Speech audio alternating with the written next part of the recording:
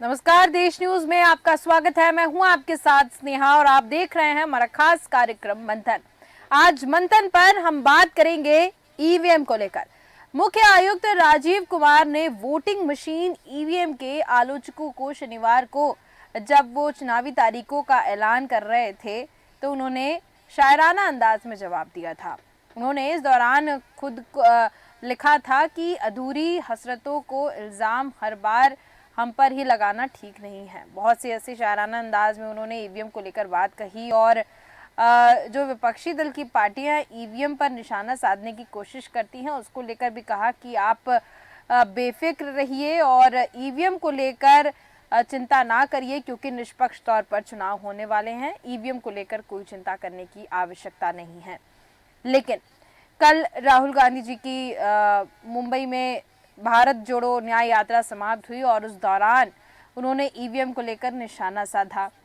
कई राजनीतिक दल ईवीएम को लेकर चुनाव करीब आते से ही ईवीएम पर बहुत सी बातें सामने आने लगती हैं और जिस दिन इलेक्शन की तारीखों का ऐलान हो रहा था उस दिन भी कहा गया था कि इसी ईवीएम से बहुत लोग चुनाव जीतते भी हैं, लेकिन फिर उसी ईवीएम पर सवाल खड़े कर देते हैं। तो ये तमाम चीज़ें हैं हमारे पास आज चर्चा करने के लिए। चलिए उसके पहले हम सुनते हैं कि राहुल गांधी जी क्या कह रहे हैं, साथ ही साथ मुख्य आयुक्त जो है उनका क्या कहना है।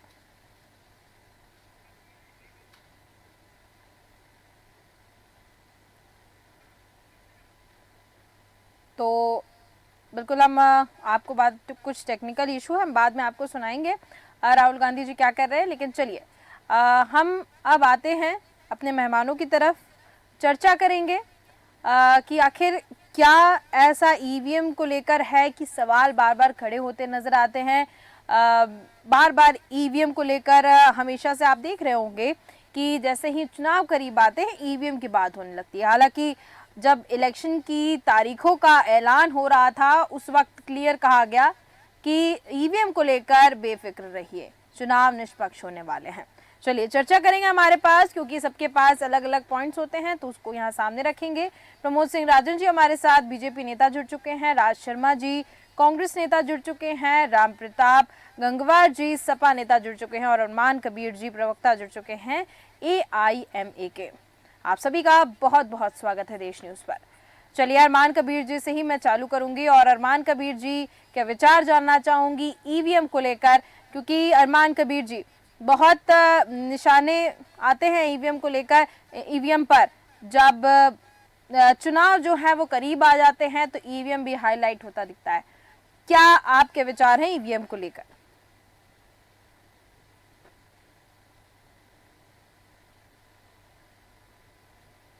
व्यवस्था का सबसे बड़ा पर्व की पूरे हिंदुस्तान वासियों को शुभकामनाएं और साथ में रमजान मुबारक हो सबको। जी बिल्कुल।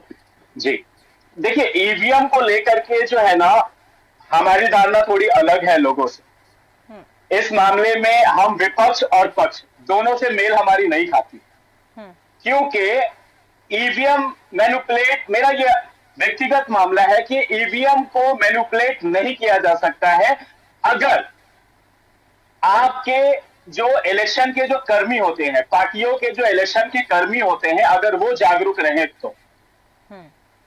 लेकिन लेकिन विपक्ष हमेशा मांग करता आया है कि ईवीएम ईवीएम ईवीएम को ही चेंज करना है, ईवीएम को ही मतलब बैलेट पेपर से ही जो है कि चुनाव कराना है यहाँ पे। ठीक है, तो फिर मॉक ड्रिल में क्यों जाते हैं, मॉक टेस्ट में क्यों जाते हैं?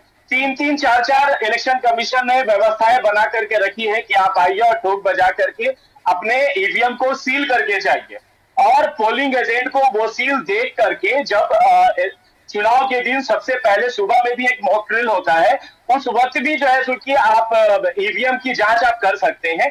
और जो मॉक टेस्ट में जब चुनाव के 2 से 3 दिन पहले जब राजनीतिक पार्टियों को जब बुलाया जाता है कि आप आकर के अपनी ईवीएम की जांच कर ले, तो उस समय जो सील लगाए जाते हैं जांच के बाद, ठीक है, वो सील देखते हुए पोलिंग एजेंट का ये कर्तव्य होता है कि वो जांच करे और उसके बाद फिर चुनाव की व्यवस्था वहां पर शुरू करे। अब देखिए, मैं 2 मिनट आपसे लेना चाहूंगा कि आपने कभी देखा है कि आम आदमी पार्टी का चुनाव कभी गड़बड़ाया है? आम आदमी पार्टी का इलेक्शन कभी के परिणाम कभी गड़बड़ाए हैं? क्यों नहीं गड़बड़ाए हैं वहां? क्योंकि उनके जो कार्यकर्ता हैं वो चौकन्ने रहते हैं। जो कांग्रेस, बीजेपी और और जो विपक्षी दल है, उनके जो है तो कि कार्यकर्ता उतने चौकन्ने नहीं होते, लेकिन वो अरविंद केजरीवाल पहरेदारी भी तो नहीं करते। ईवीएम पे सवाल खड़े करते रहते हैं। देखिए, ये तो देखिए, होने के लिए तो पश्चिम बंगाल में कोई घटना घट जाए तो आम आदमी पार्टी से तृणमूल कांग्रेस का कुछ बहुत अच्छा संबंध है, सरकार के ऊपर कोई इल्जाम आ जाए तो वो खामोश भी हो जाते हैं। ठीक है ना? तो ये तो गठबंधन का धर्म होता है कि एक अगर हमारे साइड वाला अगर कुछ बोल रहा है तो या तो हम खामोश रहे या फिर उनके पक्ष में हम बात करें। ठीक है, ये होता है ना जी। ठीक है, चलिए हाँ, ठीक है। लेकिन ईवीएम बदले जाते हैं, इसके लिए मैं सहमति जता सकता हूँ। ईवीएम को मैनिपुलेट किया जा सकता है, आप इस पे क्या कहेंगे, हाँ या फिर? नहीं, ईवीएम बदले जा सकते हैं, ये मैं कह सकता हूँ। ईवीएम बदले जा सकते हैं? जी बिल्कुल, ईवीएम बदले जा सकते हैं, क्योंकि इलेक्शन कमीशन का अभी आप कुछ दिन पहले का ही जो है तो कि पंजाब का मेयर का मामला देख लीजिए, उसमें जो इलेक्शन कमीशन का जो अधिकारी थे वो जो है उन्होंने गड़बड़ी की। तो अभी जब चुनावी तारीखों का ऐलान हो रहा था, चलिए मैं आपके पास वापस से आऊंगी अरमान कबीर जी, लेकिन चुनावी तारीखों का जिस वक्त ऐलान हो रहा था उस वक्त मुख्य आयुक्त जो थे उन्होंने आश्वासन दिया कि आप बेफिक्र रहिए, ईवीएम बिल्कुल भी ईवीएम की वजह से चुनाव में कोई गड़बड़ियां नहीं होंगी, निष्पक्ष तौर पर चुनाव होंगे। चलिए राज शर्मा जी से जान लेते हैं कि आखिर वो क्या सोच रहे हैं ईवीएम को लेकर।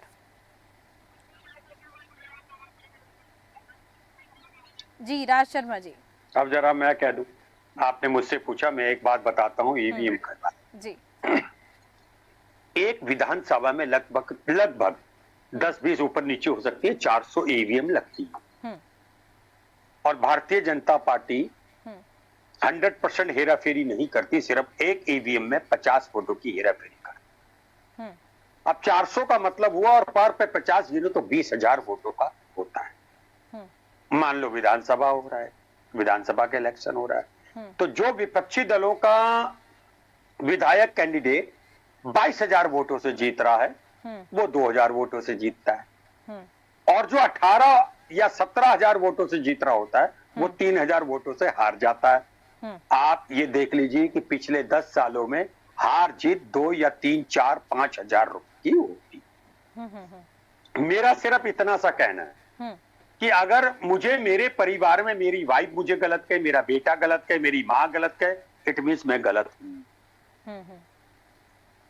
प्रधानमंत्री जी ने पहले इसका विरोध किया था, जिन देशों से शुरू की थी उन्होंने भी विरोध किया था। जब सब लोग कह रहे, तो देखिए, अपनी परीक्षा अपनी आप स्वयं को देनी होती। प्रधानमंत्री जी कहते हैं मेरी गारंटी, तो वो कहते हैं लिए, उन्हें तो विश्वास होना चाहिए ना कि भाई मैं परीक्षा में पास होऊंगा, वो बैलेट से करा देते। फिर एक और बात देखिएगा, मैं इलेक्शन कमीशन पे कभी विश्वास नहीं करूंगा, क्षमा के संग कह सकते। अभी आप ही कह रही थी उन्होंने शेरे अंदाज का, तो मैं भी उनसे एक बात कहता हूं, दुश्मनी करो तो जम के करो, मगर ये गुंजाइश रहे अगर गले मिले तो शर्मिंदगी ना उठानी पड़े। काश हमारी सरकार आ जाएगी, फिर आप हमारे ही अंडर होंगे। धमकी दे रहे हैं इलेक्शन कमीशन को? कोई नहीं धमकी दे रहे हैं राज शर्मा जी, इलेक्शन कमीशन को धमकी दे रहे हैं? धमकी नहीं, विनम्र निवेदन कर रहा हूँ। ठीक है, चलिए। विनम्र निवेदन। अच्छा, क्या जरूरी थी भारतीय जनता पार्टी को? देखिए, पहले से था, चीफ जस्टिस ऑफ इंडिया क्यों नहीं शामिल थे? आपने ऐसा प्लान बना दिया जिसमें आप चाहोगे। और मैं एक कहना चाहता हूं, देखिए, देश में 2014 में नरेंद्र मोदी जी को प्रधानमंत्री के रूप में चुना था। बिल्कुल। वो बात अलग है कि भारतीय जनता पार्टी के किसी भी सांसद को नहीं चुना, सिर्फ मोदी जी को वोट मिला। मैं इसमें डिनाई नहीं करता। मिला क्या देश को? जो 18 साल का जिसने पहली बार वोट नरेंद्र मोदी के नाम पे दिया होगा, आदरणीय नरेंद्र मोदी जी के नाम पे दिया होगा, आज भी बेरोजगार घूम रहा है। जिस महिला ने, जो देखिए यहाँ पे हिंदू धर्म में ये सनातन कहते हैं, हिंदू धर्म में कहावत है, मैं अपने यहाँ काम करने वाली को बेटी कह देता हूं तो बेटी का फर्ज निभाता हूं।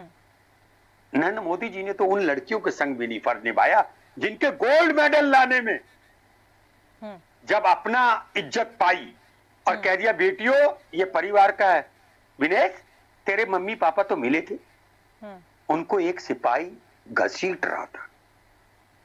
मैं जंतर मंतर पे खुद गया था, मैं पहलवानों से मिला भी था। ठीक है, चलिए। और जब वो मेडल रख रहे थे, कतई शर्म नहीं आई। कोई तो बोल देता कि मत रखो इस रोड पे मेडल को, इतिहास गवाह है।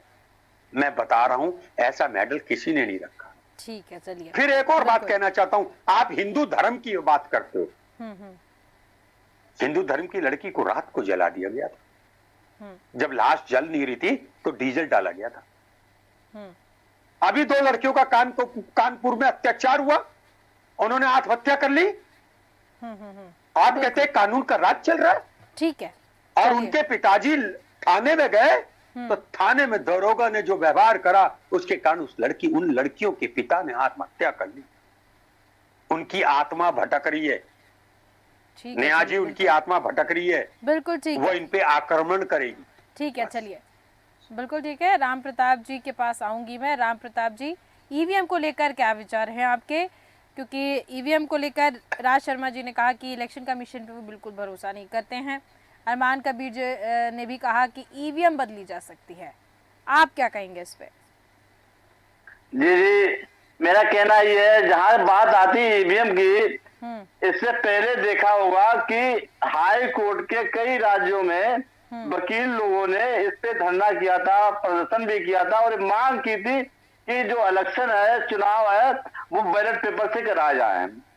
और जहां देश में बहुत तादाद संख्या में, पूरे देश की तादाद संख्या में लोग ये मांग कर रहे हैं कि कहीं ना कहीं पे ईवीएम में घोटाला है, ईवीएम में बहुत बड़ी छेड़खानी की जा सकती है। उसमें भी सॉफ्टवेयर होता है, एक चिप होती है। जब एक मशीन कहीं ना कहीं पे खराब और सही की जा सकती है, तो ऐसे में यानी निष्पक्ष चुनाव नहीं हो सकते हैं। और जहां पे वकीलों की बात आती है, वो कानून के बारे में बहुत जानकारी भी रखते हैं। उनने ये मांग की थी कि जो हमारे देश में जो भी चुनाव हो वो बैलेट पेपर से कराया जाए। तो ऐसे में जहाँ पे स्वस्थ लोकतंत्र होता है, तो वहां पर सरकार को चाहिए, चुनाव आयोग को भी चाहिए, मेरा निवेदन भी है चुनाव आयोग से, कि वहां पे जहाँ पे जागरूक लोग, जहाँ पे कानून जानने वाले लोग अगर ये मांग कर रहे हैं कि हाँ बैलेट पेपर से चुनाव किया जाए, तो ये संभव है। हम इस देश में रहते हैं जहाँ पे हमारे बहुत से लोग ऐसे हैं जो आज भी अशिक्षित है। भारतीय जनता पार्टी ने उन्हें शिक्षा दिलाने का काम नहीं किया, उनको शिक्षित बनाने का काम नहीं किया। तो ऐसे लोगों का विश्वास उठ रहा है कि जहाँ पे जागरूक लोग मांग कर रहे हो, ईवीएम पर आपको भी भरोसा नहीं है? ईवीएम पर आपको भी भरोसा नहीं है? बिल्कुल ठीक है ना, भरोसे वाली बात नहीं है, उससे छेड़छाड़ की जा सकती है, ये 100% है। इससे पहले चुनाव में, विधानसभा के चुनाव हुए, आपने सोशल मीडिया के माध्यम से, आप उनके चैनल के माध्यम से, तमाम चैनल के माध्यम से जानकारी मिली थी कि यहाँ पे छेड़छाड़ी हुई, 2017 वहाँ पे ऐसा हुआ।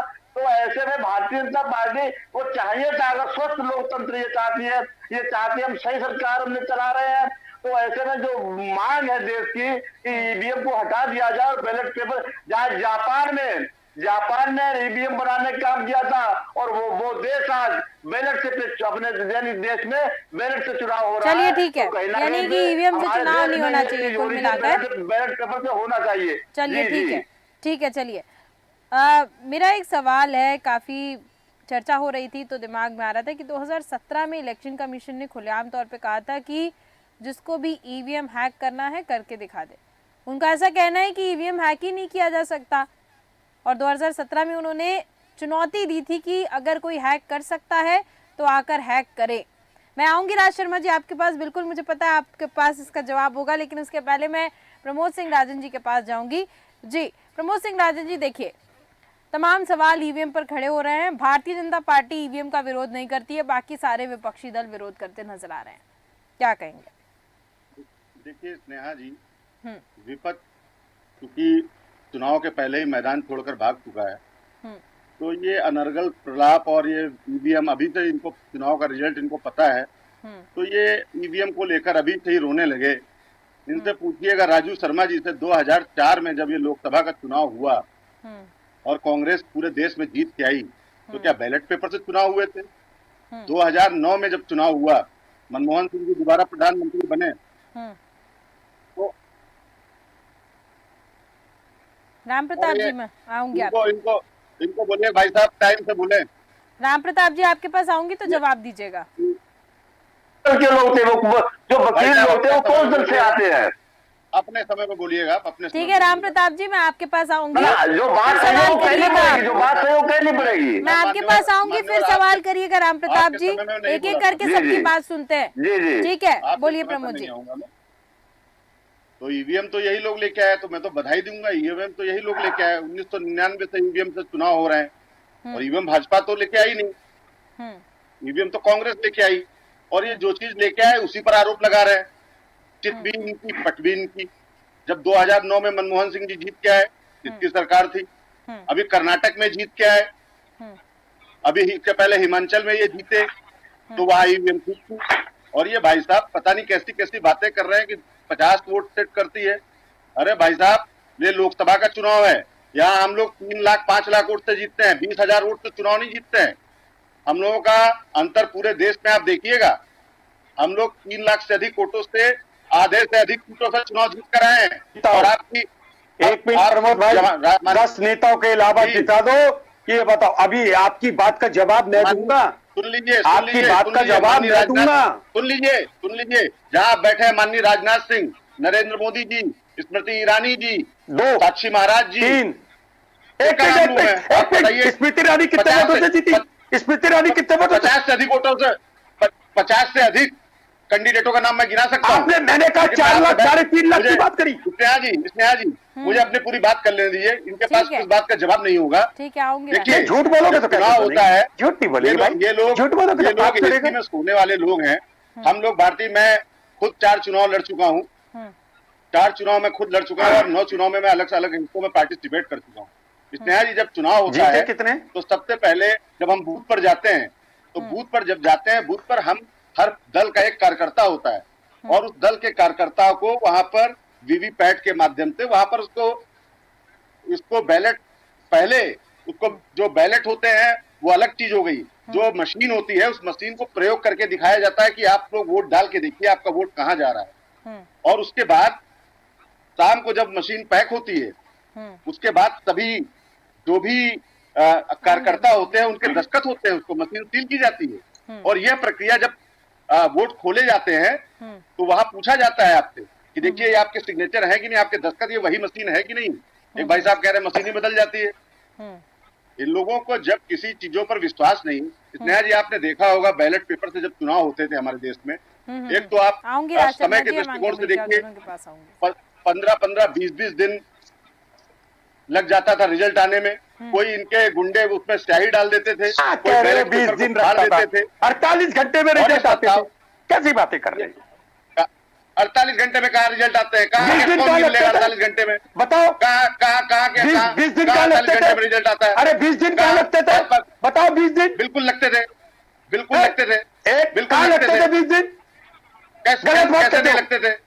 बिल्कुल लगते थे। बताओ, 20 दिन लगे आपको जब पूछा, एक बार बताओ। बता नहीं है, बस आप पैनल पे बैठ गए। देखो, झूठ मत बोलना। मैं एक छोटी सी प्रधानी का उदाहरण मैं दे रहा हूँ, मैं छोटी सी प्रधानी का उदाहरण दे रहा हूँ। 2-2 दिन लग जाते हैं रिजल्ट आने में, जहाँ पर 2000 वोटों की गिनती होती है। फिर भाई बात 500-600 वोट गिनने 2000 वोटों की गिनती लगा दोगे। और उन वोटों की गिनती में गलत मत बेईमानी और कितने आरोप लगते हैं, कितने लोग कोर्ट कचहरी में जाते हैं। इसलिए और ये लोग क्या बात कर रहे हैं? जनता पार्टी के नेताओं का केकड़े का चिपकली का होगा, इसलिए होगा कि झूठ बोलते हो आप लोग। केकड़ा प्रधानी का 500-600 2000 वोट गिनने में। चलिए ठीक है, आप लोग ठीक है राज शर्मा जी, प्रमोद जी रुकिए। हम लोग हैं नहीं, आप लोग बन चुके हो।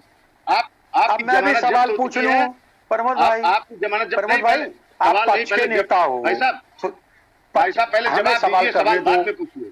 आप जवाब ये दीजिए, 2004 में जब चुनाव जीते, 2004 में जो चुनाव जीते तो क्या बेईमानी से जीते थे आप? ईवीएम खराब थी? अब मेरी बात सुन लेंगे, अब जवाब दे दूं? बेईमानी से जीते? अरे अब जवाब दूं? अरे अब जवाब दूं? आप दीजिए। अरे सुन लो, अब 99 में जैसा कि आपने कहा हम लाए थे ईवीएम मशीन, हम 99 एक शख्स दाढ़ी वाला था तब उसकी दाढ़ी काली थी। सुन लो, एक शख्स था उसकी दाढ़ी काली थी, वो चीख चीख के कहता था जिन्होंने ईवीएम का आविष्कार किया वहां भी बैलेट पेपर से होते हैं, ये कांग्रेस देश को लूटेगी। अब उसकी दाढ़ी सफेद हो गई है। क्या झूठ भी सफेद हो गया? आपकी भी एक दिन आपकी दाढ़ी भी सफेद होगी और मूंछ भी सफेद होगी, आपके शरीर के सारे बाल सफेद हो जाएंगे। मैं 2014 से पैदा हूं, 2014 से पहले का पैदा हूं। किसी भी नेता पर मैं वो नहीं हूं, मैं अपने देश में पैदा होना गौरवान्वित समझता हूं। वो आप होंगे, आपके नेता होंगे जो देश में पैदा होना अपने आप को अभिशाप समझते थे। अरे गौरवान्वित नहीं करता था। जनता ने नमस्ते कर दिया है, ठीक है। और आपका कहीं बचा नहीं है। कितने साल आए? अरमान कबीर जी की बात सुनते फिर आप सवाल करिएगा। दूसरों के सहारे भीख अरमान कबीर जी की बात सुनते हैं, हो सकता है उनके भी कोई सवाल हो। लेके कर रहे हो आप लोग, गुंडे हो। ठीक है, चलिए एक दूसरे के ऊपर आरोप प्रत्यारोप बहुत ज्यादा हो जाएंगे। और नेहा जी एक सवाल ठीक है, मैं नहीं बोलूंगा। और राज शर्मा जी, अरमान कबीर जी कुछ कहना चाह रहे हैं, हम सुनते हैं जी। डायलॉग मारने से भाई साहब नहीं होता है। आप प्रमोद जी हमारी बात तो सुनिए। आपने हमारे एक बात को कोट किया कि ईवीएम बदले जाते हैं, एक कह रहे हैं कि ईवीएम बदले जाते हैं। क्या मेयर के चुनाव में गड़बड़ी नहीं हुई? उस सुप्रीम कोर्ट को क्यों उसका संज्ञान लेना पड़ गया?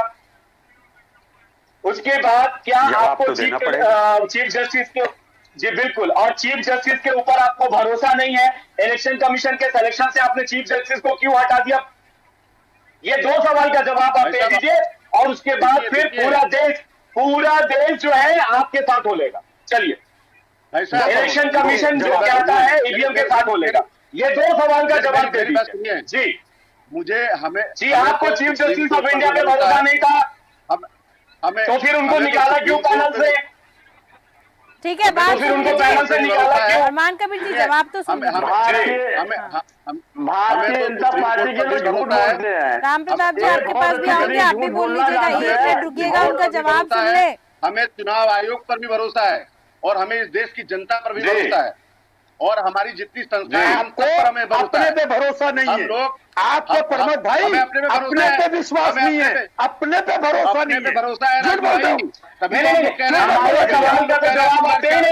भद्रकाली की कसम, भद्रकाली की कसम, भाई भद्रकाली की कसम। ठीक है, अरे भाई यहाँ से प्रचार क्यों कर रहे हैं? आपसे कुछ सवाल किए जा रहे हैं, उसके जवाब देंगे। विपक्षियों के सवाल का जवाब देंगे ना प्रमोद जी। इनके हाथ प्रवक्ता गुंडे। मैं जवाब तो दे रहा हूँ, मैं सुन जवाब तो तो दे रहा लीजिए, हूँ। एक जवाब सुनेंगे तभी समझ में आएगा कौन क्या बोल रहा है। जी प्रमोद जी बोलिए। चीफ जस्टिस पे विश्वास है?